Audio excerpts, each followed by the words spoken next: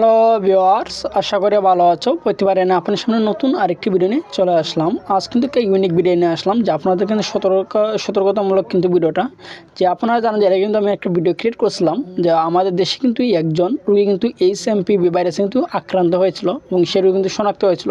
আজ কিন্তু এক আপডেট প্রকাশিত হয়েছে যে রোগীটা কিন্তু শনাক্ত হয়েছিল সে রোগী কিন্তু আজ কিন্তু মারা গিয়েছে। ঠিক আছে, যে সে কিন্তু ভারতের কিন্তু মূলত শনাক্ত হয়েছিল যে তার শরীরে HMPV ভাইরাস আছে, কিন্তু আজ কিন্তু সে মারা গেছে, যে 4 দিনের মাথায় কিন্তু মারা গেছে। ঠিক আছে, যে এই নিয়ে কিন্তু যে স্বাস্থ্য দপ্তর থেকে কিছু নির্দেশনা দিয়েছে যা আপনাদের যে সতর্কতামূলক আজ কিন্তু এই ভিডিওতে আলোচনা করবো। তার জন্য ভিডিওটা প্রত্যেকে দেখা কিন্তু খুবই জরুরি। তার জন্য ভিডিওটি সম্পূর্ণ দেখবেন, কোনো স্কিপ করবেন না।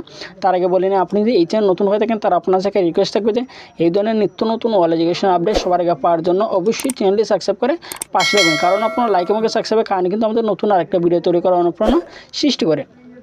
বাংলাদেশে প্রথমবারের মতো দি হিউম্যান মেটোনিমো ভাইরাস অর্থাৎ HMPV আক্রান্ত এক নারী মহাকালী সংক্রমণ হাসপাতাল চিকিৎসা অবস্থায় মারা গেছেন। জানা গেছে 30 বছর বয়সী এই নারীর নাম সানজিদা আক্তার এবং তার গ্রামের বাড়ি কিন্তু কিশোরগঞ্জ। সংক্রমণ ব্যাধি হাসপাতালের তত্ত্বাবধায়ক ডাক্তার আরিফুর বাসার গণমাধ্যম বিষয়টিকে নিশ্চিত করেছেন। তিনি বলেন যে ওই নারী গতকাল সন্ধ্যা 7টায় মারা গেছেন। দেশে HMPV শনাক্ত হওয়া কোনো ব্যক্তির মৃত্যুর কথা এটি কিন্তু প্রথম।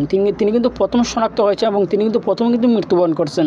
এছাড়া তার অন্য আরও কিন্তু শারীরিক জটিলতা ছিল, যার জন্য হঠাৎ করে শারীরিক অবস্থা খারাপ হয়ে যায়।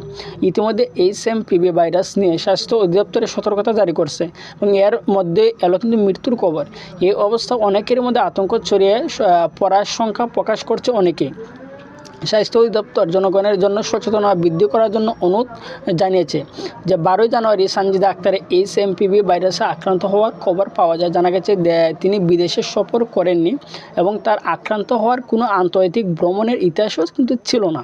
স্বাস্থ্য অধিদপ্তরের রোগ নির্ণয় শাখা যে CDC একটি সংবাদ বিজ্ঞপ্তিতে জানায় যে চীন সহ উপমহাদেশের বিভিন্ন দেশে HMPV ভাইরাসের প্রাদুর্ভাব বেড়েছে এবং ভাইরাসের তীব্রতা উদ্বেগজনকভাবে বৃদ্ধি পেয়েছে। বিশেষ করে 14 বছরের কম বয়সী শিশু এবং 65 বছরের বেশি বয়সী ব্যক্তিদের মধ্যে এই ভাইরাসের সংক্রমণটা বেশি হচ্ছে। ঠিক আছে, যে HMPV ভাইরাসের যে সংক্রমণটা সেটা হচ্ছে 14 বছরের নিচে যে শিশু আছে তাদের ক্ষেত্রে কিন্তু সেই রোগটা কিন্তু বেশি ধরে, এবং 65 বছর উপরে যাদের বয়স আছে তাদের ক্ষেত্রে কিন্তু সেই ভাইরাসটা কিন্তু তাদেরকে বেশি অ্যাটাক করে। ঠিক আছে, এছাড়া দীর্ঘমেয়াদী স্বাস্থ্য সমস্যা যেমন হাঁপানি, ক্রনিক পালমোনারি ডিজিট এবং গর্ভবতী নারীর ক্ষেত্রে এবং দুর্বল রোগ প্রতিরোধ ক্ষমতা সম্পন্ন ব্যক্তির জন্য এই ভাইরাস আরও কিন্তু উচ্চ ঝুঁকিতে করতে পারে। আশা করি বুঝতে পারছেন যে HMPV ভাইরাসটা কিন্তু নর্মালি যে আসে, যে সর্দি জ্বর থেকে কিন্তু এটা কিন্তু চলে আসে। এটা কিন্তু অনেকে কিন্তু ধরতে পারে না। তার জন্য আপনারা যে তারা স্বাস্থ্য অধিদপ্তর থেকে কিন্তু তারা কিছু আপনাদের সতর্কতামূলক কিন্তু তারা এখানে কিছু দিয়েছে যে আপনারা কিন্তু সতর্ক থাকার জন্য তারা কিন্তু 7টা দিয়েছে যে সংক্রমণ প্রতিরোধ নির্দেশনা, যেমন যে সেটা কিন্তু আপনারা অনেকে জানেন। একদিন থেকে ভিডিও ক্রিয়েট করেছিলাম যে আপনারা যারা করোনার সময় যেগুলো করেছেন সেগুলো কিন্তু তারা বলছে যে শীতকালীন শ্বাসতন্ত্রের রোগ সমূহ হতে নিজেকে রক্ষা করার জন্য মাস্ক ব্যবহার করতে হবে এবং কাশির সময় টিস্যু দিয়ে কিন্তু নাক মুখ ঢেকে রাখতে হবে এবং ব্যবহৃত টিস্যুটি অবিলম্বে ঢাকনাযুক্ত ময়লা ফেলার ঝুড়িতে ফেলুন এবং হ্যান্ড স্যানিটাইজার অথবা সাবান দিয়ে হাত দিয়ে ফেলুন। আক্রান্ত হয়েছেন এমন ব্যক্তিদের সংস্পর্শে এড়িয়ে চলুন। কমপক্ষে 3 ফুট দূরত্ব বজায় রাখুন এবং ঘন ঘন সাবান পানি কিংবা হ্যান্ড স্যানিটাইজার দিয়ে হাত ধুন অন্তত কিন্তু 20 সেকেন্ড।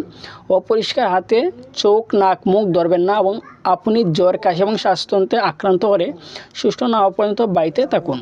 HMPV ভাইরাস যে ভাইরাসটা সেটা কিন্তু নর্মালি কিন্তু সর্দি জ্বর থেকে আসে। ঠিক আছে, অনেকে কিন্তু ধরতে পারবেন না। যদি আপনাদের মনে করেন যে বেশি দিন ধরে কিন্তু যে আপনাদের সর্দি জ্বর থাকে তারা কিন্তু আপনার ডাক্তারের পরামর্শ নিয়ে কিন্তু যে আপনার ওষুধ কিন্তু সেবন করতে হবে। ঠিক আছে, কারণ এই ভাইরাস কিন্তু খুব একটা ভয়ানক একটা ভাইরাস। কারণ যে এই আজকে যে এক ব্যক্তি মারা গেছে, একজন নারী, সে কিন্তু যে 12 তারিখে কিন্তু সে কিন্তু আক্রান্ত হয়েছিল, আজ কিন্তু 16 তারিখ কিন্তু সে মৃত্যুবরণ করছে।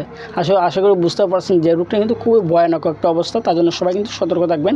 আশা করি বুঝতে পারছেন। তারপর যদি না হয়ে থাকেন অবশ্যই কমেন্ট করে জানাবেন। আর যদি ভিডিওটি ভালো লাগে থাকে অবশ্যই লাইক দেবেন। আর আপনি যদি এই চ্যানেল নতুন হয়ে থাকেন তার আপনার থেকে রিকোয়েস্ট থাকবে যে এই ধরনের নিত্য নতুন অল এডুকেশন আপডেট সবার আগে পাওয়ার জন্য অবশ্যই চ্যানেলটি সাবস্ক্রাইব করে পাশে থাকবেন। ধন্যবাদ, দেখা হবে অন্য কোনো ভিডিওতে।